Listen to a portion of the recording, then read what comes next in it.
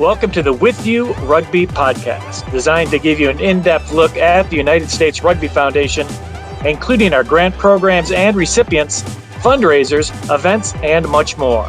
Now let's get started. Hello, everyone. I'm Brian Vizard, President of the United States Rugby Foundation. And as we get closer to our 2022 U.S. Rugby Hall of Fame induction ceremony presented by the Rugby Town National Training Center, we thought it'd be a pretty good idea to get to know this year's inductees and special award recipients just a little bit better. And today we welcome in former San Diego Legion great, one of the greatest sevens players, not only in the U.S., but in worldwide rugby, and also a Test 15s player, and a 2022 U.S. Rugby Hall of Fame inductee, Zack Test. Welcome, Zack. Great to have you today. Great to be here, Brian. Thanks for having me. So I see some papers on the wall back there. Where are you talking to us from today? I'm currently in the nutritionist's office. It's the only quiet office in our whole San Diego training center. So, that's just some plans for the girls and the boys on how to eat right, and the supplements are behind me there too. And you still adhere to that, I'm assuming? No. Okay. No. After my retirement, I decided that junk food was okay again. All right, good for you. Hey, well, Zack, let's start at the beginning. Tell us a little bit about where you grew up and the sports you played as a kid. I grew up in the west side of the Bay Area, around like the Palo Alto, Woodside, Redwood City area. I was a swimmer. I played tennis, golf, baseball, soccer, football, kind of any sport that I can get my hands on as a kid, and just really loved running around and competing and being with friends and being in the sunshine. And you got involved with rugby at a pretty early age. Tell us about how you got involved in the sport and at what age. So I was introduced to the game of rugby at the age of 8 when me and my dad would watch kind of the Rugby World Cup matches. And then I first picked up a rugby ball at the age of 12, and that was kind of just in the summer throwing around. And then at 13, I went out for my first rugby session with Peninsula Green. My sister's 2 older friends kind of dragged me out, and it was all about, this is going to be better for your free safety tracking and your tackle tracking. This is really just about football. What in the back of their minds, they knew that I would fall in love with it as soon as I put my boots on. And that's what happened. Well, you mentioned your dad. I never played with your dad, never saw him play, but from what I've heard, he was a hell of a player. Tell us a little bit about your dad, his rugby background, and his influence on your rugby career. Yeah, so my dad was an original swimmer and football player at Stanford. Actually got a try with the Oakland Raiders, made it all the way through minicamp, was going into their camp, but decided at the last minute they wanted to become a doctor. But he picked up rugby at Stanford University kind of in the off seasons. And then when he went to medical school, played for I can't remember. It was one of the DC clubs because he went to, George Washington Medical School. And then when he came back to the Bay Area, he played for the Bats, the traveling Bats. And he was a 9 and mainly a fullback. And for everything I hear about his old buddies, he had the golden, the big boot. So he had fullback. He would just pump it down the other side and just go pin the team back in their own corners. And did he encourage you to play then? Oh, very much, very much. Yeah, wow. Yeah. There's a lot of pictures and stuff growing up of him stitching up his teammates as he was going through medical school. Zack, you were making U.S. age grade teams as a 16-year-old. That must have been pretty cool representing your country at such a young age. Tell us about some of those experiences and highlights from your U19, U20 days. Yeah, I mean, it was a really, really special experience in my life being able to kind of be introduced to how to be a professional rugby player at such a young age, and I think it really helped me along my journey. Some of the top highlights from, you'd say, my U19, U20 career was, when we got to play against Italy when we were in U19s, and this was a team that was a Six Nations team, and I watched up growing Six Nations. I was like, we're playing against Italy, and we it was a really hard fought battle, and I think we lost by 3 or 5 points, and I was a little disappointed as I missed a tackle that ended up in a try, but the opposing wing came over to me and said, we thought Americans weren't going to be good at rugby, but you guys put up a hell of a fight, and you good player. And that's kind of stuck with me, saying like, there's a guy I don't know nothing, I just played 80 minutes against, and he kind of gave me some good feedback, and it really kind of showed me that American rugby is evolving. We can play with those top players. And then from the U20 days, sorry about that. We got to actually play in Millennium Stadium in Wales, and we got to play our final game against Japan there. And there's about 50,000 people there. And that was a really, really cool occasion because it's the first time I've ever played in that kind of size of a stadium and got to feel that energy. So that was a really, really cool moment. Cool. Now, you attended University of Oregon for a year or so, played football there for the Ducks as a preferred walk-on. What's a preferred walk-on? A preferred walk-on is basically like a person who's got a half scholarship, so they pay for your room and board, but they don't pay for like the actual tuition to go to classes. Basically, it's a way of we're getting your scholarship players in, and when scholarships runs out, it's how they can still bring in those type of players. Okay. Now, you left Oregon after a year and went to play collegiate rugby at Loughborough University in the UK. How did that opportunity come about, and what are some of your best memories from your days there? Well, some of my best memories I probably can't say on this podcast because the school we had some fun over there. But that came about from actually a scholarship through Canterbury, who was USA Rugby's sponsor at the time, and so they gave me a scholarship to go over there for a year and continue my studies and play. I would say one of the memories I had is we played up in Newcastle in end of November.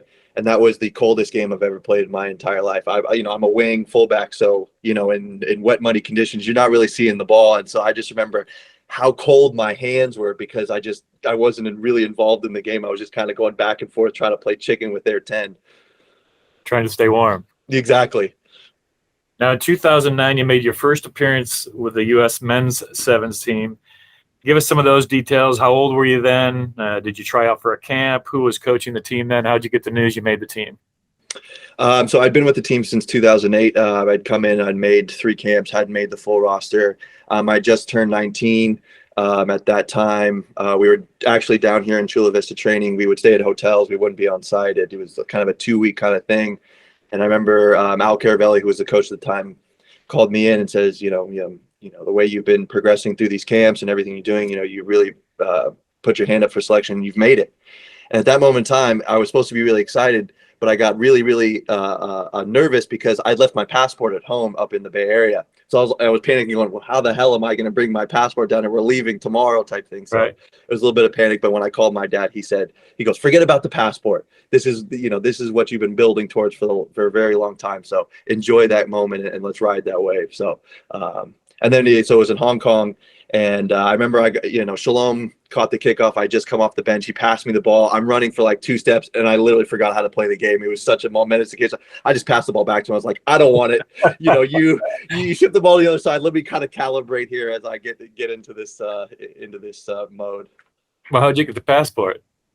Like my dad flew down that night and gave it to me. God bless his soul. Was always there whenever I needed him. Yeah, you could share in that moment, though. That was cool. Yeah. Okay, so you went into to have one of the greatest Eagle Sevens careers today. You played for the Sevens from 2009 through 2017. Appeared for the Eagles Seven squad in a total of 307 games, earning 63 caps. And a cap, right, is a tour stop, right? Yeah. On the 7 series, yeah. So the 63 caps. You remember the 2016 Olympic team in Rio.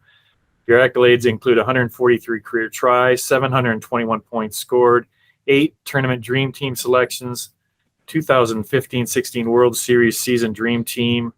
You're the top try scorer and men's MVP 2012-13-14. You played in the 2013 Sevens World Cup, earned a Pan Am gold, a bronze medal.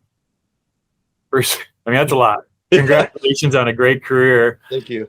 What's it like playing? I think first of all, what's it like playing on the World 7 Series circuit, traveling to all those exotic venues?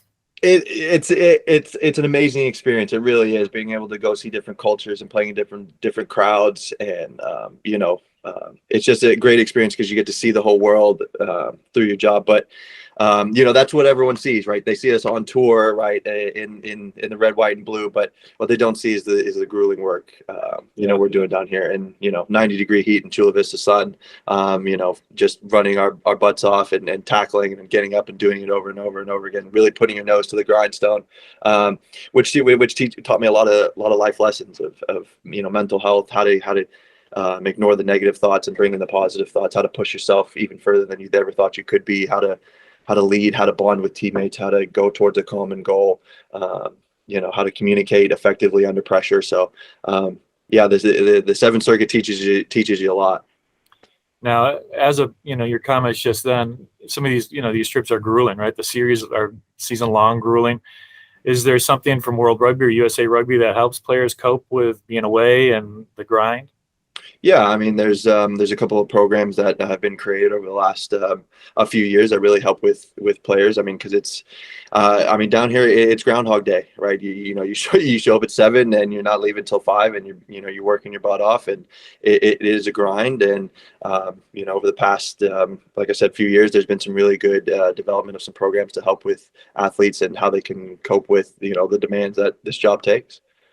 You touched on a little bit, but what would someone not privy to the goings on the World Seven circuit find interesting about being on that circuit? How much the teams mingle with each other, right? We all stay in the same hotels with each other, and the more you kind of see each other, the more your relationships grow with other teams and other individuals on teams. And um, you know, we get very, very good at entertaining ourselves in a hotel room. That's something that people don't understand is, there's a day where you have off and you can go sightsee, but you come back to your room and it's all well and good to sit in your bed and watch TV all day. But, we're athletes. We like to be moving. So how we can entertain ourselves in hotel rooms is a sight to see. Now, when you say entertain yourselves, you with other teams, or other teammates on the Eagles? The other teammates on the Eagles, Okay. we've created many different games of competitions that we can do in our hotel rooms or do on the hotel lobby floor that kind of keeps us, all connected as a team and a little bit of competition. Was there a player from another team that you really had a great relationship with throughout the years? There was a couple. There was really a couple. Me and Dan Norton, debuted the same year. Really grew up through the circuit together. We were teammates and roommates when we went to the Sri Lanka International Sevens together. So me and him really grew up together and really had that bond. Nathan Hirayama, I actually grew up playing against him when he played for Canada. We're the same age. We played against since we were 16 years old. So catching up with him, playing a couple golf tournaments together with him was really good. And then Matt Turner, England as well, now up at Seawolves, but he was another one, debuted the same time, really grew up together throughout the circuit. You won a lot of individual accolades throughout your career. We talked about Player of the Year, Dream Team selections, Eagle Top Try Score. You were also on that Eagles Olympic team in 2016 in Brazil. I'm assuming there's a little extra something being named to the Olympic team. What was your feeling when that side was announced, and what was that Olympic experience like? It was a dream come true. It was a dream come true. Ever since they announced the Olympics or rugby was going to be Olympics in 2011, was my goal. Was to work my butt off to make that team and go represent my country at the greatest sporting event in the world. And I was over the moon. Like everyone asked me, I was just like, honestly, I had no words because all the work I had put in to get that, to get that recognition was just amazing. And then going to the games was just, I mean, it was an incredible experience. I mean, it was Rio, which was, it's not the United States, but the way they put on the games was really good. We got to meet some other really famous athletes. We got to mingle with the men's basketball team, which was really good. Have a little shoot around, football throw around. So it was really good to see all the athletes who you grow up kind of watching at the Olympics and really kind of mingle with them. In 2015, you made your first start for the Eagles 15s. Who was your opponent on that day, and what do you remember about that match? I debuted against Samoa in San Jose, California at PayPal Stadium. I got in on the left wing, and I was against his brother. It wasn't Manu, it was the older brother, but basically the bigger Tuolangi. And I remember going, just close your eyes and just hit him as hard as you can. He's a human being. He will go down. And it was a really great experience because I get to debut in my hometown and go against such a physical opponent was a really good test for me to see if I was ready for that level. And how'd the day go? It was good. Yeah. I put him on the floor, 2 of 2. All right, good for you. Now you earned 8 caps for the Eagles 15s, including 2 starts at the 2015 Rugby World Cup. What are your memories from the Eagles 15 days, and was there a standout memory from that World Cup? The 15 days, I mean, that was some of the times where I haven't laughed as hard as I've ever had in my life. I mean, the characters on a 15th team, I mean, I mean, there's just so many people, Lou, Stan, Phil, Todd Clever. I mean, just to name a few, I mean, just some absolute rascals, but entertaining human beings. The 15s tour with those teams. I mean, it was just all about brotherhood and how we could get together to win that battle of where we're playing with that day. Probably my best memory from the Rugby World Cup was I grew up idolizing Brian Abana. I was a wing, he was a wing. That's the man. And having to start against him and play against him for 80 minutes and then have him come afterwards, and we exchanged jerseys and had a chat and then had some beer afterwards and really got to know each other was a memory I'm going to take with me for forever. Oh, that's cool. Now, your Eagles 15's career and your playing career was cut short by a very serious injury during the test match. I called that match, but I don't think anyone realized quite how serious your injury was, except I guess the Eagles medical staff. Do you want to talk about that incident and Sure. what you remember about it? Yeah, we're playing against Uruguay in San Antonio. I took a short ball off of 10, and I put my head in the wrong position. And all I remember is, my head sounding like an egg had cracked. And, I was like, oh, yeah, I've had some concussions before. You kind of try and shake off the fog. But that's kind of when the scary part happened. I had this black dot start in my right eye or left eye, and it started really small, and then it grew and grew and grew until it was basically taking all the vision out of my left eye. At that point, I was like, ooh, something's kind of going on here. Both my parents are doctors, so anytime you lose vision in an eye, that's a big red flag.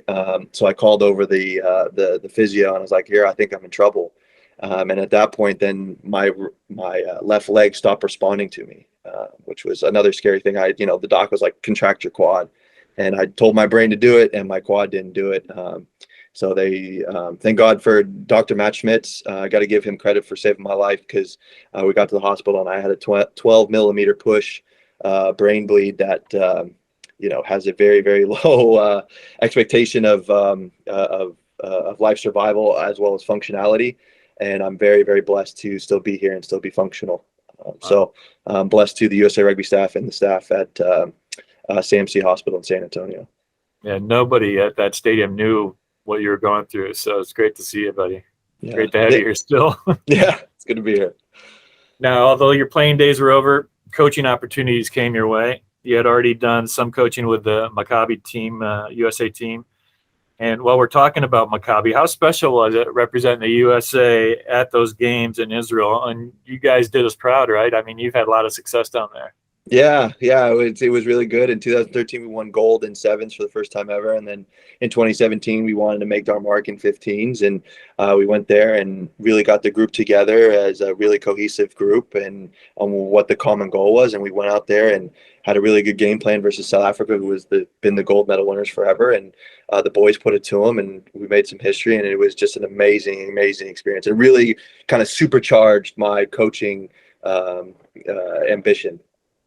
I know one of my old teammates, Sean Lippman, was involved with that group for a long time. Was he around in those years you just mentioned? He was the head coach. I was his assistant coach. He really mentored me, and I mean, he's like another dad, another uncle to me as well. I mean, he's just an amazing human being, and the way he put that group together from start to finish was awesome. And I just tried to help and plug in where I could with details and what was needed. But credit goes to that man. Yeah, Sean was a phenomenal player too. Now, in 2017, you hook up with the MLR team in San Diego, the Legion. Now, how did that come about? And tell us about your role and some of the highlights you had with the Legion. Yeah, well, after the Maccabi games, I was talking with the Israeli Rugby Union about, potentially me going over there and help coaching them and what capacity that could be. And I went home to San Diego after those games, and I was talking with a close teammate of mine, former coach Matt Hawkins, about it. And I was like, just kind of bouncing ideas off. And he goes, listen, like, there's going to be a professional team started here in San Diego. So you might want to stick around. And I think 2 or 3 more weeks went by, and he gave me a call. He said, hey, I would really love to bring you in as the backs and attack coach. And came in under Rob Hoadley and really enjoyed that role. We had 5 amazing years, and it was really good experience. Now in 2021, your coaching resume expanded to include the USA Women's Sevens program. Tell us about how that happened and your current role with the Eagles Sevens team, Women's Sevens team. Yeah. So it was like August, September this previous year, I gave Emily Bidewell, who is the women's high performance manager of the sevens team, a call after the Olympics. I was like, hey, my dream has always been to come back and help continue to build the legacy here at the sevens program. is there any openings or anything? I just want to come back, after I've gotten my coaching career. So I feel like I've gotten somewhere and understand what it takes to be a good coach. And I want to come back and help. And she's like, we're kind of going through the coaching changes and everything. So let me give you a call back. And she ended up becoming the head coach and brought me on as her assistant, where a lot of my focus is around the attacking side of the ball. And a lot of the set piece details, which is really good. I help on the defensive side of the ball with some technical points, but really taking from where I was as 15 coach as an attack coach, I really brought that over here to the women's sevens. Now, what's the biggest difference in coaching elite women's players versus elite men's players? How they intake information. These elite women that we work with every day, they love details. They love to get into every single snippet of details and wants to understand the foundation of it and why it's going to work and all those things. Where the elite men, as men, we're a little more bold-headed. So they, just a couple of simple points for them, and then they're on their way. But the elite women really, really enjoy the detailed information and feedback. And what do you like better, 7s or 15s? Sevens. Yeah. Why? Yeah, I even cut you off before you could say it. Why? Why 7s? I grew up, I don't have any brothers, so I grew up playing around, the playground, trying to make people miss and lots of space. And I was always quick and fast. So like 7s was always, I felt better for me because it really could highlight my super strengths, my X factors. And who was the most difficult opponent you ever faced on the international 7th circuit, and what was most difficult about him? Oh, as an individual? Yeah. I've said it once before, I'll say it again. Tim Mickelson was always my biggest rival on there because we were very similar players, but he just had such a knack of knowing how to toe that fine sheet line and getting away with it, and it would always piss me off. But he was such a good guy. We would always be across each other in the scrum or across each other in the centers, and it would just always be a really, really good battle. But I caught up with him a couple of years ago, and we had a good chat about respect and how we pushed each other to become better. Is he still playing? No. Gosh, I believe he's done. He had a long career. Yeah, I mean, he was up there in the 70, 75 caps range, so he was there for a very long time. That's phenomenal. What was the best team you ever faced? I'd probably say the 2016 Olympics Fijian team. That team was they had such superstars, and the way Ben Ryan got them all together and how they could just execute on just another level was just really, really phenomenal to play against and watch. It seemed like they saved their best for last. That final they played that year was unbelievable. Yeah. I mean, they had everything work in that game. They took all those cards they've been keeping in their back pocket and they threw it on the table and said, "Here we go." Who were 2 or 3 teammates you really enjoyed playing with, and why? I mentioned him earlier, Lou Stanfill. I call him the trenchman, the trench master. That guy just knows how to just grind out and he's a master of the hard work and the work ethic. And he kind of showed me a lot of ways about how you could be great without saying it with words. He was a man of action, which was really impactful for me. Another teammate I really, really enjoyed was Nick Edwards.